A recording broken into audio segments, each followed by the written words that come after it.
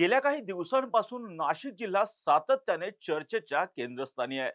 त्याचं महत्वाचं कारण म्हणजे काही दिवसांपूर्वी नाशिकमध्ये भोंदूबाबा कॅप्टन अशोक खरात याने अ, अनेक महिलांचं शोषण केलेलं होतं अध्यात्माच्या नावाखाली किंवा ज्योतिष पाहण्याच्या नावाखाली.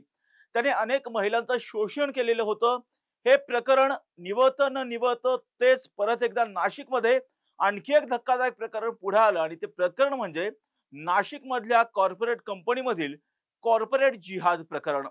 या कॉर्पोरेट जिहाद प्रकरणानं जर पाहिलं तर सध्या राज्यामध्ये सध्या एकच चर्चा सुरू आहे आणि ती चर्चामध्ये कशा पद्धतीने नाशिक मधल्या टीसीएस कंपनीमध्ये कशा पद्धतीने महिलांचं लैंगिक शोषण करण्यात आलं आणि त्यानंतर लैंगिक शोषण केल्याच्या नंतर त्यांना धर्मांतरामध्ये कसं अडकवण्यात आलं, त्यांचं धर्मांतर करण्याचा प्रयत्न कशा पद्धतीने झाला, हे त्यानंतर जे आहे पुढे आलेलं आहे. खरं तर या प्रकरणामध्ये जर पाहिलं तर सध्या राज्य सरकारच्या वतीने नाशिक प्रकरण अर्थात ते कॉर्पोरेट जिहाद प्रकरण आहे, टीसीएस कंपनीमधील जे प्रकरण आहे, या प्रकरणामध्ये सध्या राज्य सरकारकडून एसआयटी गठीत करण्यात आलेली आहे. सध्या या एसआयटी कडून या प्रकरणाचा कसून तपास घेतला जातोय, शोध घेतला जातोय.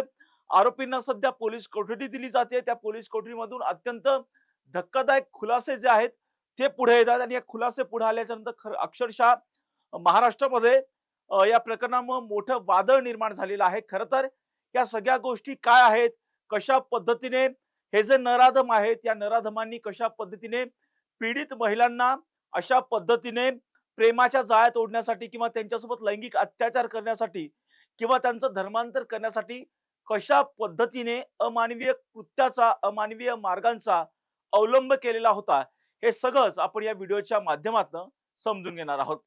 नमस्कार, मी राजरत्न जोंधळे आणि तुम्ही पाहताय टॉप न्यूज मराठी. खरं तर नाशिक जिल्हा सातत्याने चर्चेच्या केंद्रस्थानी आहे. त्याचं महत्वाचं कारण म्हणजे नाशिकमध्ये सातत्याने घडत असलेल्या गुन्हेगारींच्या घटना. नाशिकचा बलात्कारी भोंदूबाबा कॅप्टन अशोक खरात याचं प्रकरण शांत होतंय न होतंय तेच परत एकदा नाशिकमध्ये टीसीएस कंपनीमधील कॉर्पोरेट जिहाद प्रकरण पुढे आलेलं आहे.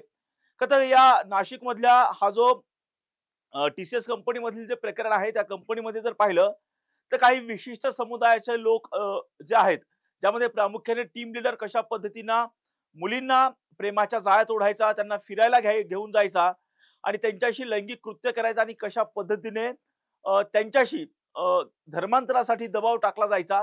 हे प्रकरण उघडकीस आल्यानंतर या प्रकरणामध्ये राज्य सरकारच्या वतीनं एसआयटी गठीत करण्यात आली. एसआयटी गठीत केल्याच्या नंतर राज्य सरकारकडून एसआयटी कडून या प्रकरणाचा सध्या कसून तपास सुरू आहे. या प्रकरणामध्ये जर पाहिलं तर हे जे आरोपी आहेत, या प्रकरणामध्ये जर पाहिलं शनिवारी या प्रकरणातील जे आरोपी आहेत तौसिफ अत्तार, दानिश शेख, आजाद शेख आणि रजा मेमन या 4 संशयित आरोपींना 2 तारखेला अर्थात 2 मे रोजी शनिवारी न्यायालयामध्ये हजर केलेलं होतं. न्यायालयाने पुन्हा एकदा त्यांची पोलीस कोठडीमध्ये वाढ केलेली आहे. न्यायालयाने त्यांना पुन्हा एकदा 4 दिवसाची पोलीस कोठडी सुनावलेली आहे. तर दुसरीकडे जर पाहिलं तर आसिफ अन्सारी असेल, शफी शेख असेल आणि कंपनीची जी असिस्टंट जनरल मॅनेजर होती अश्विनी चैनानी, हे सगळेजण जे आहे सध्या न्यायालयीन कोठडीमध्ये आहेत. खरं तर या प्रकरणामध्ये एसआयटी कडून सखोल तपास केला जातोय, कसून चौकशी केली जाते आणि त्या चौकशीमधून अत्यंत धक्कादायक आणि संशयित आरोपींनी कशा पद्धतीने पीडित व्यक्तींशी अमानवीय पद्धतीने अत्याचार करण्याचा प्रयत्न केला, हे सुद्धा पुढे आलेलं आहे. परंतु या प्रकरणामध्ये आणखी एक जी संशयित आहे, जिचं नाव आहे निदा खान, हिचा जो जामीन अर्ज आहे तो सुद्धा न्यायालयाने नुकताच जो आहे नाशिक रोड येथील अतिरिक्त जिल्हा सत्र न्यायालय जे आहे त्या अतिरिक्त जिल्हा सत्र न्यायालयाने ही जी आरोपी आहे निदा एजाज खान हिचा अटकपूर्व जामीन अर्ज जो आहे तो फेटाळलेला आहे. सध्या या संपूर्ण प्रकरणामध्ये राज्य सरकारच्या वतीनं अजय मिसार हे जे आहे न्यायालयामध्ये प्रभावीपणे राज्य सरकारची बाजू मांडतायत, एसआयटीची बाजू मांडतायत. परंतु त्यांनी जे पुरावे सादर करतायत ते पुरावे सुद्धा अत्यंत धक्कादायक असल्याची बाब पुढे येते. त्याचं महत्वाचं कारण म्हणजे एखादी विकृती जर त्याला एखाद्या व्यक्तीला फसवायचं असेल, त्याला त्याच्याशी दुष्कृत्य करायचं असेल तर त्या व्यक्ती नराधम ही जी व्यक्ती आहे कोणत्या थराला जाऊ शकते, हेच या प्रकरणामधून पुढे आलेलं आहे. कारण जसं आपण पाहिलं की या प्रकरणामध्ये टीम लीडरच्या माध्यमातून तरुणींना प्रेमाच्या जाळ्यात ओढल्या जायचं, त्यांना फिरायला घेऊन गेल्या जायचं आणि त्यानंतर त्यांच्यावरती अत्याचार केले जायचे. आता हे आणखी एक कशा पद्धतीने अत्याचार केले जायचे त्याचा पाढा जो आहे तो एसआयटीच्या तपासामधून पुढे आलेला आहे. हे जे संशयित आरोपी आहेत, त्या संशयित आरोपींनी पीडित या ज्या महिला आहेत, ज्या तरुणी आहेत, त्यांना विश्वासात घेतलेलं होतं आणि विश्वासात घेऊन त्यांना शिरखुर्मा आणि थंड पेयाच्या माध्यमातून त्यांना गुंगीचं औषध दिलं जायचं. वेगवेगळे जे पदार्थ आहेत, त्या पदार्थामध्ये त्यांना गुंगीचं औषध मिश्रण केलं जायचं गुंगीच्या औषधांचं आणि त्यांना ते दिलं जायचं.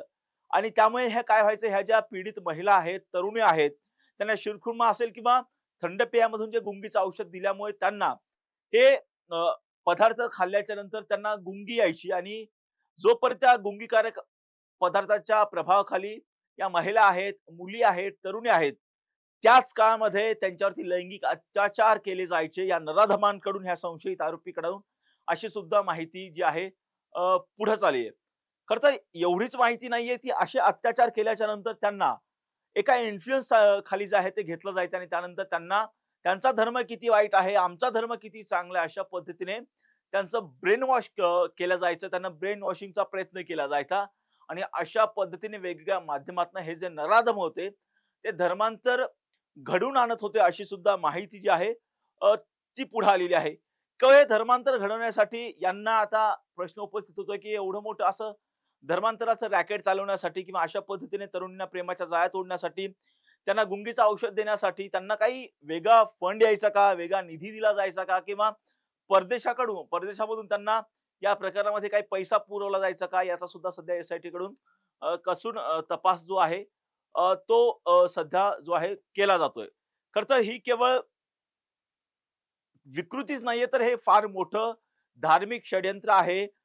कॉर्पोरेट जिहादचं प्रकरण जे आहे, यामध्ये खूप मोठं धार्मिक षड्यंत्र असल्याची सुद्धा बाब जी आहे पुढे येते आणि त्याच अनुषंगाने हे जे संशयित आरोपी आहेत, त्यांचे बँकेचे सगळे स्टेटमेंट असतील किंवा त्यांचे के जे कागदपत्र आहेत, ते सुद्धा तपासले जात आहेत. त्याचबरोबर तरुणींचं धर्मांतर करण्यासाठी त्यांना काही संशयास्पद पद्धतीनं फंडिंग मिळालेलं आहे का? पैसा मिळालेला आहे का बाहेर देशामधून?